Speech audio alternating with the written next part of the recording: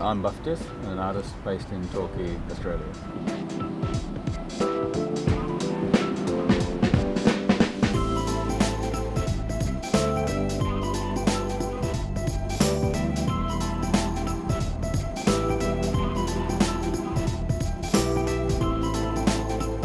I'm Andrea Shaw, and I'm a multidisciplinary artist living in Torquay.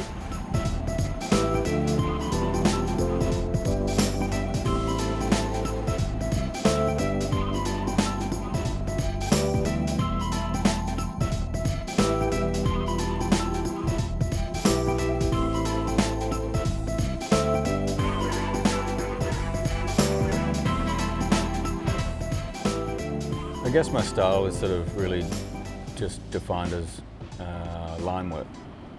It's that simple. It's really just, I think, having a look at sort of where my work started maybe sort of 20 years ago to where it is now, the consistency is just line work. And currently it's, I guess, a lot of sort of compression, playing with different frequencies that I can get, and optical sort of illusions that create movement with the line. And that's sort of really been defining what my current style is, and drawing a lot of inspiration from land and contour maps.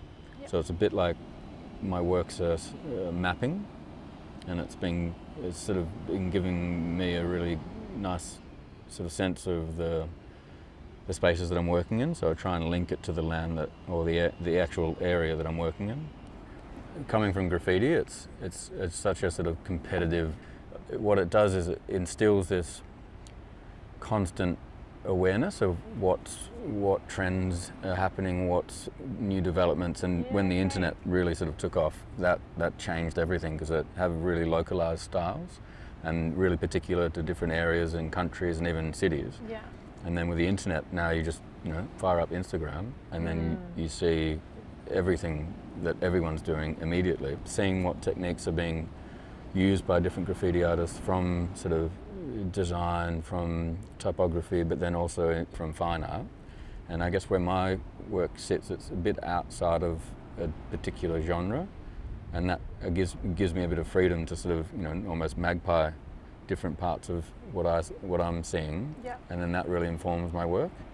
But on the other side, I think I get a lot of inspiration just from wanting to replicate the land, and where in the past I was so figurative with my work, and more recently it's been about how well I can evoke a space or a landscape. My creative process starts not really thinking about it being a creative process. It's just time spent in nature, with my kids, with, again, in the water. Yeah, just life. And the creativity comes more from a need and an urge. It is something that I have to do. It's not something that I'm told I need to be doing. The drawing, the creating, the making just happens pretty naturally from all the other aspects in my life. Like, it is an urge that comes from within. Yeah. And then in terms of actually getting down to business and creating, I just like to surround myself with a whole lot of arts materials or objects, and just go for it. Like, just get the pastels out, get the paints out, get everything out, and just get stuck in. Sometimes just a Sharpie, like you, like I'll just do line drawings. Like, sometimes I find that's a really good and quick way just to get ideas out. Yeah, cool. I'll quite often start with line more than anything else. And then I have a lot of play with colour. So I think palette isn't necessarily derived straight from the landscape for me. It comes more intuitively, or I like to have a bit of fun with it. So I think it definitely comes from my textile work, as a textile designer. I just like to see how colours sit together, and I have colours that I'm often drawn to, and the combinations, yeah. But then I like to push those a little bit sometimes too, and use things that I wouldn't normally use. And so the landscape kind of comes together from memory, from quick drawings, and then in some ways I'll make it a little more my own with use of colour. for me, it starts really simply with just, I've got a landmass in mind, and I try and capture that landmass in colour.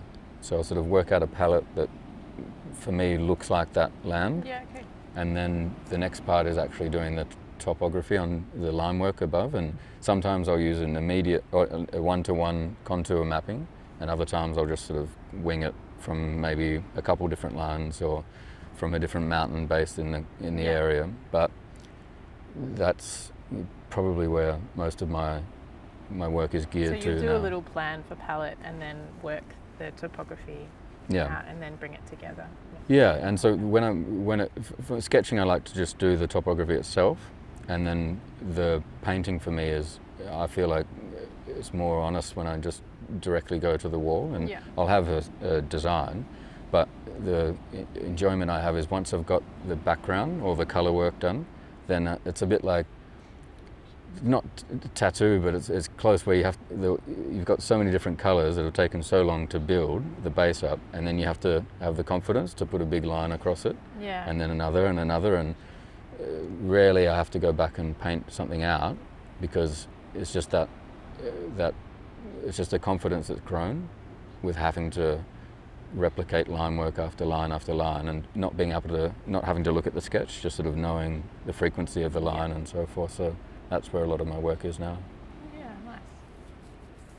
I had a look at your Instagram, like from back.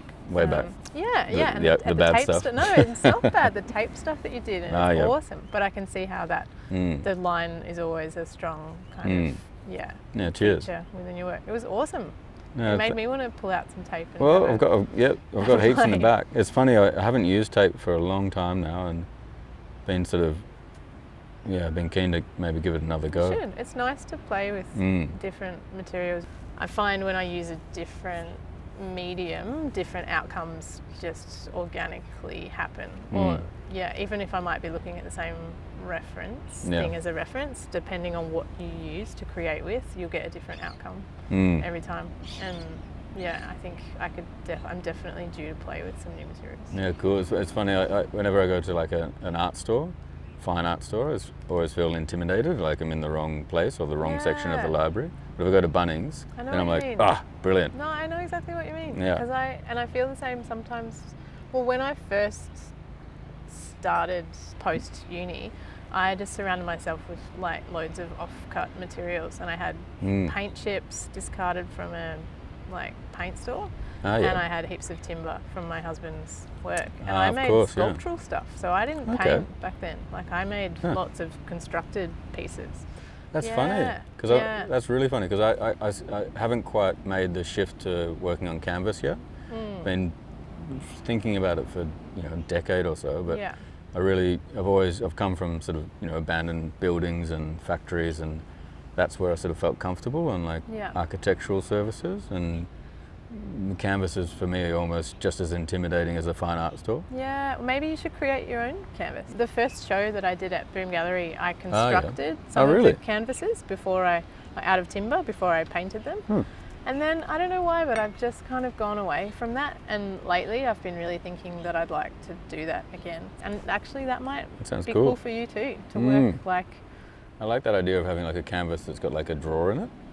Yeah. And you could pull it out or hide some other artwork in there. Maybe you need to make some little buildings. All right, good chatting, guys. I've got to go and get... Maybe you could make some little, not models, but create something that's more constructed and that feels more natural to you, that's rough, and that's funny. Work on it more like that. I moved down here 5 years ago, and I feel like my work has changed quite a bit in that time.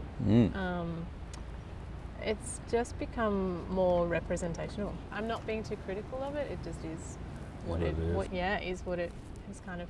Was it abstract before? It was more abstract, and pattern, more patterns, and probably more similar to your work in some ways. That's fine. And I looked at mapping and stuff for some of my inspiration in the past. So, I guess moving out of urban environments, that influenced me more. all the walks and the bush and the moona trees and everything, it's what I see every day. So I think it's just a natural progression that I've started painting a lot of landscapes more so than abstracted, constructed kind of stuff. But funnily, the project that I did for DC goes more back to those lines. So with the Chatswood brief, looking at Chatswood, it's such an urban landscape that I kind of came back to that side of my practice more than what I know of Torquay and the Surf Coast landscape. So again, I guess what I do just shifts given whatever environment we're talking about. My work has developed in relation to where I've been living, and earlier work is quite sort of sharp and I think black and white, and that's a response to being in such a sort of urban environment. And moving down here, it was such a relief to be away from that black and white aspect, and it really changed my work. It actually brought colour into my work, and I moved away from tape and moved into paint just so I could get that palette. That has been a great sort of pivot for me in my work, and it has led to the last sort of few years developing into topographical work, but also using pixelation to capture sort of landscape. And for instance, with the work that I did for DC projects and the Manly brief, I was able to sort of get a view of the headland from the beach of Manly, and not too dissimilar to what we've got here. And just getting those lines of colour that differentiate the land, the ocean, the sky, and the forest, and being able to sort of immediately recognise Manly or immediately recognise a landscape, and then my line work going over the top to have a sort of play on landscape and mapping itself. Sounds like both of our practices have been really softened by moving away from the more urban environments and moving to the coast. Definitely, Yeah.